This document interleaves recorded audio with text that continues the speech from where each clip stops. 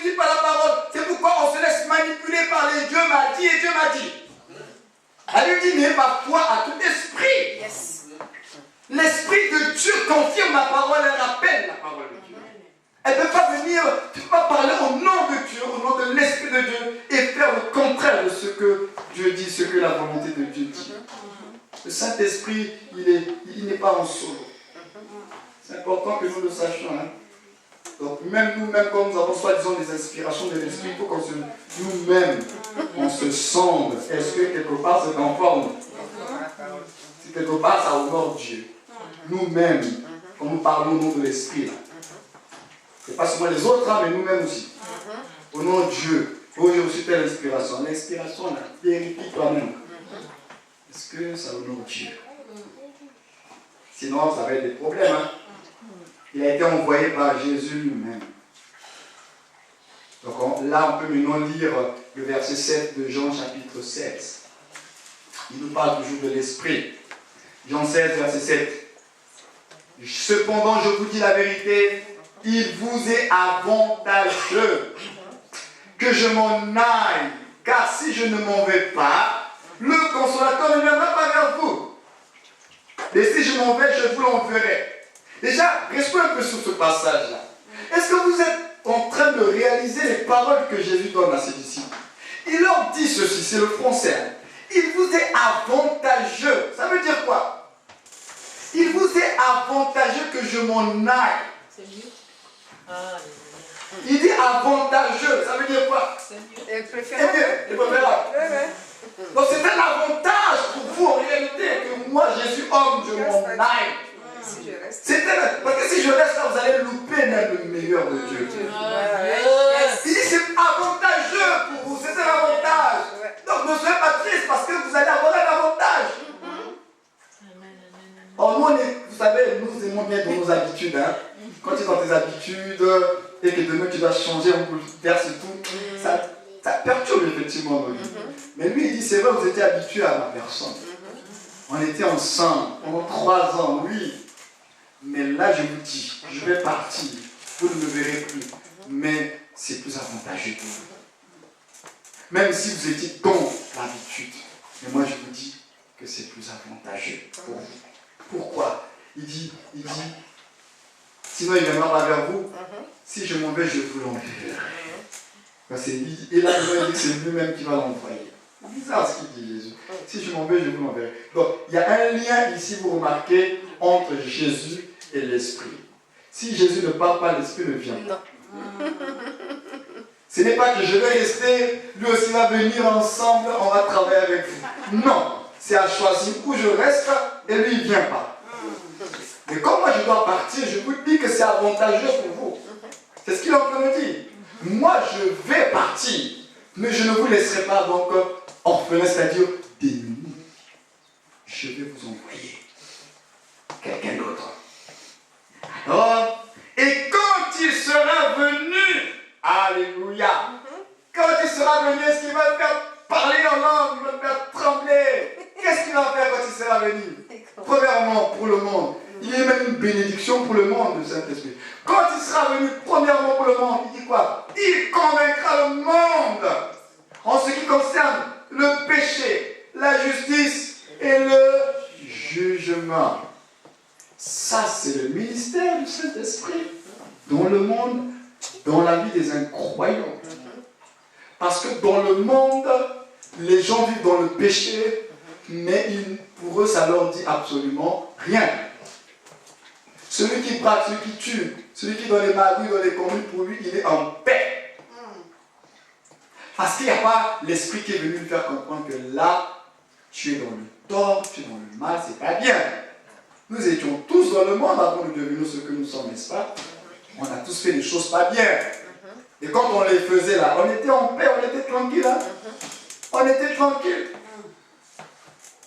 Mais quand l'esprit vient, il vient, paf, il te fait comprendre que là c'est mal. C'est mal devant Dieu. Il vient, paf, il te fait comprendre que tu ne marches pas dans la justice. Il te le fait comprendre. Parce qu'il faut qu'il y ait une prise de conscience. Paf, il te fait comprendre que la vie, elle est sous un jugement. C'est l'enfer. C'est la séparation avec Dieu éternel. Alors, question. Nous disons que nous avons l'Esprit de Dieu.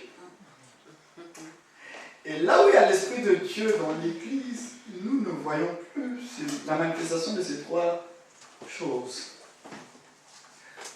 Le péché, l'injustice et le jugement. L'Esprit de Dieu, apparemment, dans le siècle présent, ne convainc plus de péché, de justice et de jugement. Parce que toutes les prophéties qui sont faites dans le monde des incroyants, on ne touche pas le péché, on ne touche pas l'injustice de leur vie, ni leur jugement éternel, la condamnation. Bénédiction. Sera béni, prospère, tes affaires, le voyage, le mariage. Voilà l'Esprit de Dieu par rapport au païen, un païen qui ne connaît pas Dieu. La préoccupation de Dieu, d'abord, première, c'est le salut de l'âme.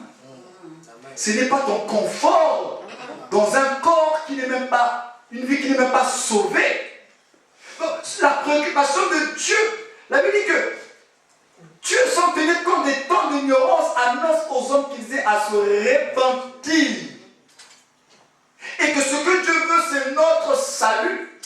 Mais comment se fait-il que l'esprit de la prophétie aujourd'hui ne met plus les gens en face du péché, de l'injustice et du jugement, parce qu'il y a un jugement à venir. Jésus revient bientôt. Il n'y a plus ça. Alors que le Saint-Esprit, là où il travaille, il doit amener les gens à cette conviction. Que ça va partir dans le péché, que tu dois chercher à te réconcilier avec Dieu. Mais aujourd'hui, quel est l'esprit qui travaille dans l'Église? Il convaincra le monde. Nous, aujourd'hui, on a des astuces pour attirer la foule dans nos églises, pour avoir le nombre. Pour dire que j'ai une grande église, je fais 3 cultes, et aussi pour avoir l'argent. Est-ce que ce qui intéresse Dieu, c'est la foule qui vient? Non. Nous avons des églises, il y a du monde, mais combien sont convertis? Est-ce le fait de venir à l'église qui fait de nous des convertis? Non. Celui qui est converti, c'est celui qui a expérimenté ce qui s'est passé dans l'Acte des Apôtres. Pierre a parlé de la personne de Jésus. Et il a dit quoi? Ils ont le cœur de nous toucher. Mais nous, mais qu'est-ce qu'on va faire? C'est même pas Pierre qui a dit, bon, levez-vous, on va faire un appel. Appel, venez réciter la prière pour accepter Jésus. Pierre n'a même pas dit ça. Il a parlé de Jésus, l'agneau de Dieu, le Messie qui a été crucifié. Et eux-mêmes, puisque le Saint-Esprit travaille la parole, le Saint-Esprit lui mettre cette conviction de péché dans leur cœur. Et ils ont dit, non, on va faire comment? On est perdus. Aujourd'hui, on fait des appels, on demande aux gens de réciter des prières. Ces personnes ne sont même pas converties après ces récitations-là. Parce qu'on veut prendre la place du Saint-Esprit. Laissons le Saint-Esprit convaincre les cœurs des gens. Ou on lui fait confiance, ou on ne lui fait pas confiance. La véritable naissance spirituelle, c'est celle que Dieu permet. La Bible dit que nous sommes nés de Dieu. C'est Dieu qui nous permet cette naissance. Ce ne sont pas nos récitations qui amènent la nouvelle naissance.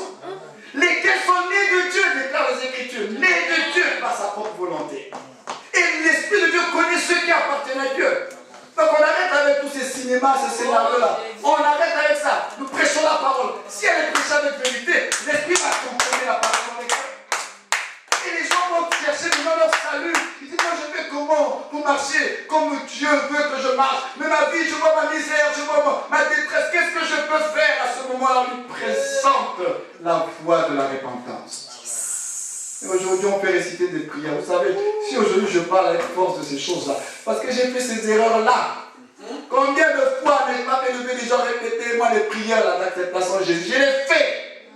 Mais ça a produit quoi? Ça n'a pas produit des convertis. Hein? Ça a produit des sympathisants. Des gens qui viennent à l'église.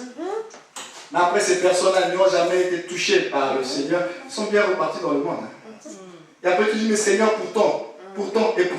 Parce qu'on n'avait rien compris. Le Saint-Esprit, on ne lui laisse pas l'expression libre dans l'église. Nous, notre responsabilité en tant que pasteur, c'est de prêcher la vérité. De ne pas diluer l'évangile. Tant que l'évangile ne sera pas dilué, le Saint-Esprit va travailler avec la parole. Mais comme l'évangile est dilué, le Saint-Esprit ne peut pas travailler. C'est pour ça que c'est blocage dans l'église. Nous avons dilué le message. Prêchons la vérité et laissons le Saint-Esprit faire le travail. Parce que les âmes appartiennent à Christ, ce n'est pas l'exemple du pasteur. Parce que vous avez beaucoup de la valeur aux yeux de Dieu. Hein. Dieu vous aime plus que le pasteur. Il connaît votre valeur plus que moi. Donc il se préoccupe plus de votre salut que moi. Hein. C'est ça le problème, c'est pas le pasteur. Nous, notre responsabilité, c'est de dire la vérité. Et lorsque ça passe mal, ça passe pas mal, lui-même, le Saint-Esprit, a son ministère. Il va amener les gens à comprendre que là, je suis vraiment en danger. Ou j'accepte, ou je n'accepte pas. Et si je n'accepte pas, c'est ma responsabilité. Parce que Dieu dit, j'ai mis le chemin devant toi. Tu n'as pas voulu prendre ce chemin, on va faire comment? Convaincra le monde. C'est pourquoi aujourd'hui je voulais m'arrêter là. Il convaincra le monde de péché, de justice et de jugement. Là où il y a l'Esprit de Dieu, il faut qu'il y ait ça. Mais l'esprit de la prophétie aujourd'hui, il n'y a plus ça. Les gens vivent dans le péché et le prophète ou celui qui a le don de prophétie est incapable de voir ce péché-là. Mais il préfère dire à la personne, je vois l'élévation. Je vois la grandeur, alors que la personne vit correctement dans le péché, il n'est pas prêt à abandonner son péché. Et un homme de Dieu qui se dit homme de Dieu, avec l'Esprit de Dieu, va dire je vois la grandeur, je vois l'élévation, Dieu va te bénir. Mais Dieu là, on ne joue pas avec Dieu. Hein. Ayons du respect pour Dieu, la crainte de Dieu. Dieu, c'est pas notre garçon de course. Le but de l'évangile, c'est pas de faire de nous des hommes prospères et bénis. Tu peux être béni, prospère, puis aller en enfer avec toutes tes richesses. Et après, tu as eu les richesses. Elle lui dit quoi? Que sert-il à un homme de gagner le monde entier? Tu vas faire la perte de son âme. Tu vas tout gagner, d'accord, mais après, tu vas où? Parce que tôt ou tard, on va se tenir devant Dieu. Mais non, tu vas te dire quoi à Dieu? C'est ça le grand problème. Donc il faut qu'aujourd'hui, on soit sérieux avec la parole de Dieu. Si on vit, c'est pourquoi n'attendons même pas que l'esprit de prophétie se manifeste à travers un prophète pour mettre notre vie en règle. Pour le chrétien, dès l'instant où tu as péché, mais règle avec ton Dieu. Parce qu'une chose est certaine, pour un enfant de Dieu qui aime Dieu, qui est en communion avec Dieu, lorsque tu pêches, tu ne te sens pas bien intérieurement et tu le sais. Tu le sais. Et ce sentiment de mal-être et de malaise que tu as, c'est l'esprit qui te fait comprendre qu'il y a quelque chose qui va pas, il faut que tu répares. Tant que tu ne répares pas là, ça va brûler toujours intérieurement. Donc, tu vas faire semblant, mais au plus profond de toi, tu sais que tu souffres. Et c'est un signal de Dieu pour te faire comprendre que là, tu as dévié. Et l'Esprit te fait comprendre qu'il faut que tu reviennes. C'est même pas, ce sentiment de mal-être n'est même pas un sentiment de condamnation. Parce que l'Esprit de Dieu ne nous culpabilise pas, c'est le diable qui nous culpabilise.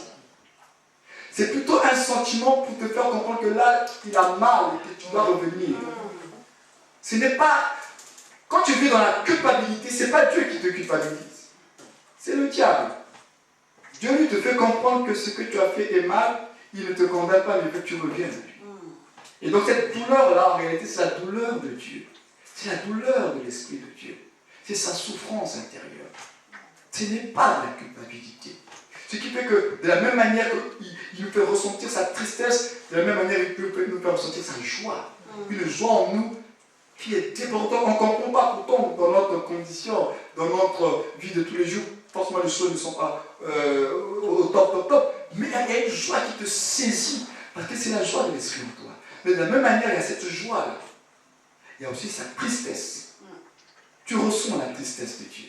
Donc Dieu est plutôt de cette tristesse-là. Tu te dis, mais pourquoi tu l'as fait? Reviens. Mais Satan, il te fait comprendre. Tu as vu, toi qui es chrétien, toi qui es frère en Christ, là, c'est fini pour toi là. Il y a des choses de Dieu là, ce n'est pas pour toi, c'est pour les autres. Là, tu n'y arriveras pas. Tu n'es pas encore prêt. Ça, c'est le diable. Et tu vis de la culpabilité. Qu'est-ce que j'ai fait? Tu n'es pas digne de l'amour de Dieu. Dieu avait tellement misé sur toi. Regarde, tu as trahi la confiance de Dieu. Tu ne vaux plus rien. Est-ce que je peux encore prier? Est-ce que je peux encore invoquer le Seigneur? Parce que tu as failli. Oui, tu as failli. Mais l'amour de Dieu est là pour te dire. Reviens. Si tu as péché, il dit, je suis fidèle et juste pour te pardonner. Le pardon est à notre disponibilité. Mais ce n'est pas abuser non plus de la grâce. Parce que Dieu, on ne le trompe pas. Si tu veux doubler Dieu, là, Bon, comme Dieu est amour et pardon, je veux faire, il va pardonner, je veux faire, il va pardonner. Mais le temps de la patience de Dieu est fixé. Il n'y aura pas toujours cette patience. Et comme tu es habitué à oublier Dieu, je pêche, je demande pardon, je pêche, je demande pardon. Le jour que tu vas pécher là et que tu penses que tu vas demander pardon, c'est le jour où le Seigneur revient. Et à ce moment-là, tu dis, mais j'avais l'habitude de faire. Ça fait des années, j'aimais doubler Dieu. Mais tu ne savais pas l'heure. Il dit, je reviendrai comme un voleur. Donc, au lieu de doubler Dieu, cherchons chaque jour de nous retrouver devant la parole de Dieu, qui est un miroir, pour mettre nos pieds en règle devant le Seigneur. Et c'est ce que je vais nous inviter à faire, à prier le Seigneur. On va prier Dieu. Avec qu'il nous aide, nous sommes en train d'essayer de comprendre d'abord le Saint-Esprit, comment il est présenté dans la Bible. Et ensuite, c'est à chacun de vivre une expérience. C'est à chacun de discerner après dans sa vie comment le Saint-Esprit travaille. Ce qu'il est en train de faire. Là, il est en train de t'enseigner. Là, il est en train de t'interpeller. Là, il est en train de te donner une direction. Là, il est en train de te correctionner, de te faire comprendre que là, c'est pas bien. En tout cas, ce sont des outils à travers la Bible qui vont nous permettre de mieux discerner l'action et l'œuvre du Saint-Esprit dans notre vie. Prions le Seigneur au nom de Jésus. Notre Père, notre Dieu, tu as dit qu'il était avantageux, oui Seigneur Jésus, que tu t'en ailles. Et aujourd'hui, nous voulons encore réaliser que c'est un avantage pour nous de l'avoir avec nous, le Saint-Esprit. Merci Seigneur pour la promesse. Merci Seigneur pour le don. Merci pour ton esprit qui vit en nous. Seigneur, aide-nous jour après jour à comprendre le Saint-Esprit dans ses œuvres, le Saint-Esprit dans son identité, le Saint-Esprit dans ses caractéristiques, afin d'être pleinement être des instruments entre ses mains, afin qu'à travers nos vies, que lui seul puisse s'exprimer, que lui seul puisse se manifester, se glorifier. Seigneur notre Père, Seigneur notre Dieu, nous te demandons cela comme le grâce au nom de Jésus. Aide-nous dans nos insuffisances, aide-nous dans nos manquements, là où nous ne comprenons pas, justement, tu es celui qui enseigne. Alors enseigne à chacun ici présent qui te connaît réellement les choses qui manquent à son entendement. Parce que nous croyons que tu as les mots qu'il faut pour pouvoir parler à chacun de nous. Merci Saint-Esprit pour ce ministère que tu accomplis dans chacune de nos vies. Que ton nom soit béni au nom de Jésus-Christ. J'aimerais qu'on puisse prier les uns pour les autres pour cette semaine qui commence. Que la grâce de Dieu accompagne ton frère, ta soeur. Que Dieu se souvienne de chacun de nous. On va se mettre debout et tu vas prier pour une personne qui est à côté de toi. Prions les uns pour les autres. Recommandons.